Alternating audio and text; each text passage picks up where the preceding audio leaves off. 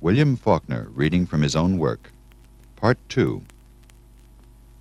Faulkner said of Dilsey, one of the characters in The Sound and the Fury, "Dilsey is one of my favorite characters because she is brave, courageous, generous, gentle, and honest." Here, then, is Faulkner reading the episode about Dilsey. April 8th, 1928.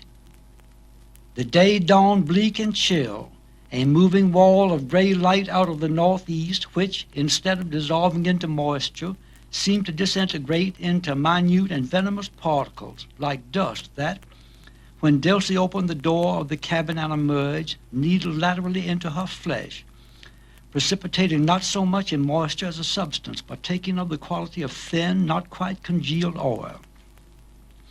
She wore a stiff black straw hat perched upon her turban, and a maroon velvet cape with a border of mangy and anonymous fur above a dress of purple silk.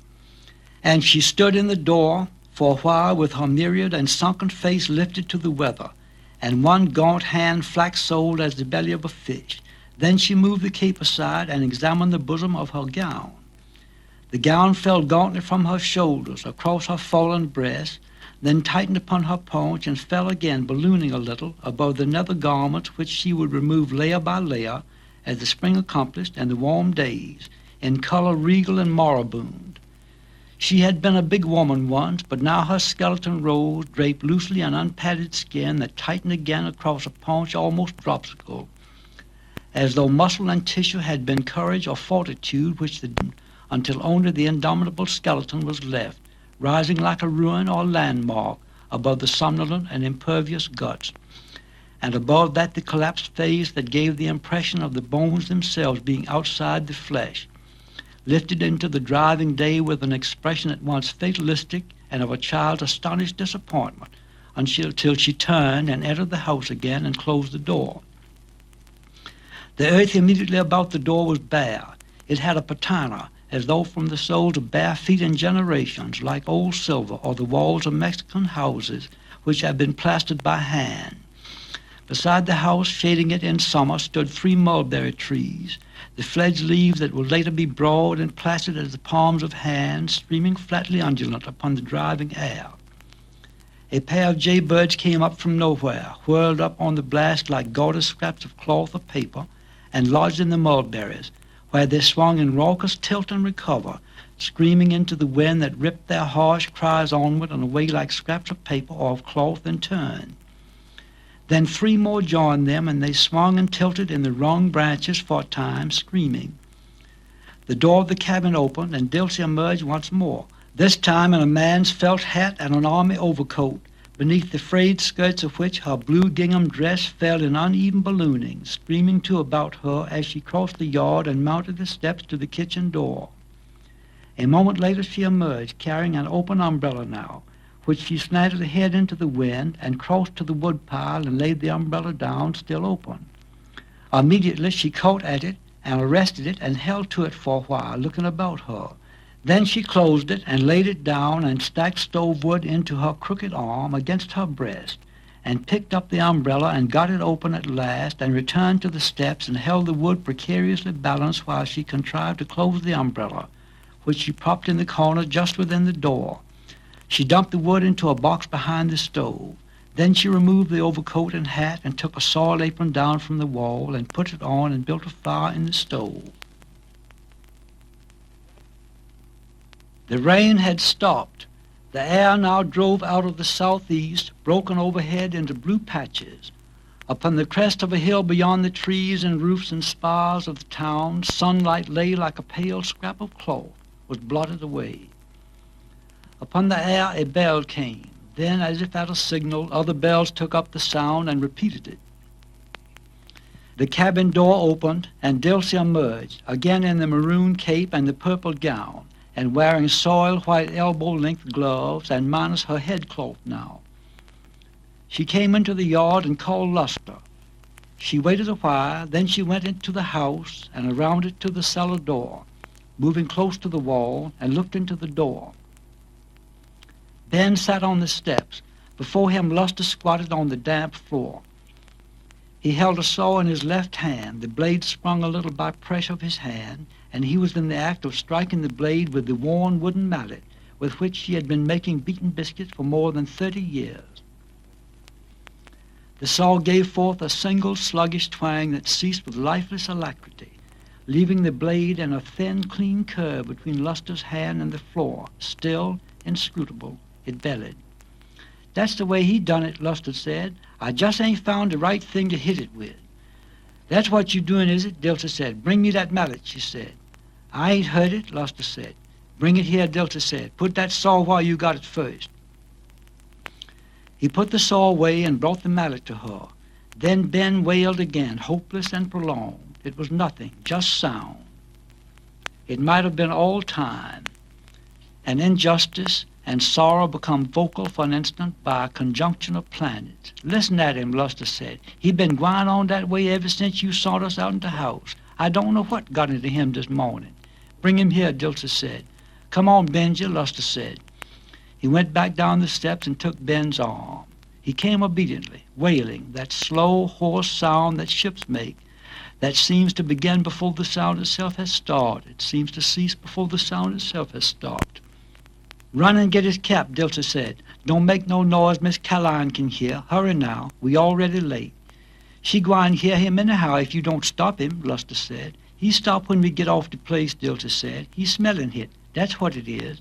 "Smell what, Mammy?" Luster said. "You go get his cap," Dilter said. Luster went on. They stood in the cellar door, Ben one step below her. The sky was broken now into scudding patches that dragged their swift shadows up out of the shabby garden, over the broken fence and across the yard.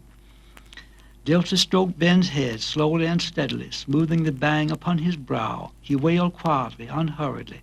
"Hush," Dilter said. "Hush now. We be gone in a minute. Hush now." He wailed quietly and steadily. Luster returned, wearing a stiff new straw hat with a colored band and carrying a cloth cap. The hat seemed to isolate Luster's skull in the beholder's eye as a spotlight would, in all its individual planes and angles. So peculiarly individual was its shape that at first glance the hat appeared to be on the head of someone standing immediately behind Luster. Dilter looked at the hat. "Why'd you wear your old hat?" she said. "Couldn't find it," Luster said. "I bet you couldn't. I bet you fixed it last night so you couldn't find it. You fixing to ruin that one." "Oh, Mammy," Luster said, "it ain't gwine rain." "How you know? You go get that old hat and put that new one away." "Oh, Mammy." "Then you go get the umbrella." "Oh, Mammy." "Take your choice," Dilter said. "Get your old hat or the umbrella. I don't care which." Luster went to the cabin. Ben wailed quietly. "Come on," Dilter said. "They can catch up with us. We gwine to hear the singing." They went around the house toward the gate. "Hush," Dilter said from time to time as they went on down the drive. They reached the gate. Dilter opened it. Luster was coming down the drive behind them, carrying the umbrella. A woman was with him. "Here they come," Dilter said. They passed out the gate. "Now then," she said. Ben ceased. Luster and his mother overtook them. Phroney wore a dress of bright blue silk and a flowered hat. She was a thin woman with a flat, pleasant face. "You got 6 weeks' work right down on your back," Dilter said. "What you gonna do if it rain?" "Get wet, I reckon," Phroney said. "I ain't never stopped no rain yet." "Mammy always talking about it gwine rain," Luster said. "If I don't worry about y'all, I don't know who is," Dilter said. "Come on, we already late." "Reverend Shigog gwine preach today," Phroney said. "Is?" Dilter said. "Who him?" "He from St. Louis," Phroney said. "That big preacher." "Huh," Dilter said. "What they need is a man can put the fear of God into these here trifling young niggers." "Reverend Shigog gwine preach today," Phroney said. "So they tells." They went on along the street. Along its quiet length, white people in bright clumps moved churchward, under the windy bells, walking now and then in the random and tentative sun. The wind was gusty out of the southeast, chill and raw after the warm days. "I wish you wouldn't keep on bringing him to church, Mammy," Phroney said. "Folks talking." "What folks?" Dilter said. "I hears 'em," Phroney said. "And I knows what kind of folks," Dilter said. "Trash white folks, that's who it is. Thinks he ain't good enough for white church, but nigger church ain't good enough for him. They talks just the same," Phroney said. "Then you send 'em to me," Dilter said. "Tell 'em the good Lord don't care whether he's smart or not. Don't nobody but white trash care that." A street turned off at right angles, descending, and became a dirt road. On either hand, the land dropping more sharply, a broad, flat dotted with small cabins whose weathered roofs were on a level with the crown of the road. They were set in small grassless plots littered with broken things, bricks, planks, crockery, things of a once utilitarian value. What growth there was consisted of rank weeds, and the trees were mulberries and locusts and sycamores, trees that partook also of the foul desiccations which surrounded the houses, trees whose very burgeoning seemed to be the sad and stubborn remnant of September, as if even spring had passed them by, leaving them to feed upon the rich and unmistakable smell of negroes in which they grew. From the doors, negroes spoke to them as they passed, to Dilsey usually. "Sis Gibson, how you this morning?" "I'm well. Is you well?" "I'm right well, I thank you."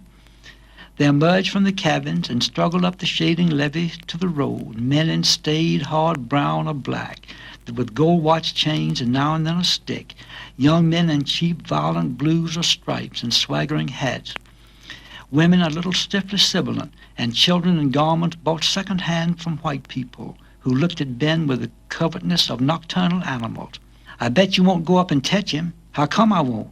"I bet you won't. I bet you scared to. He won't hurt folks. He just a loony." "How come a loony won't hurt folks?" "Dadden won't. I touched him." "I bet you won't now, 'case Miss Dilsey looking." "You won't no ways. He don't hurt folks. He just a loony." And steadily the older people speaking to Dilsey, though unless they were quite old, Dilsey permitted Phony to respond. "Mammy ain't feeling well this morning." "That's too bad, but Reverend Shegog'll cure that. He'll give her the comfort and the unburdening." The road rose again to a scene like a painted backdrop.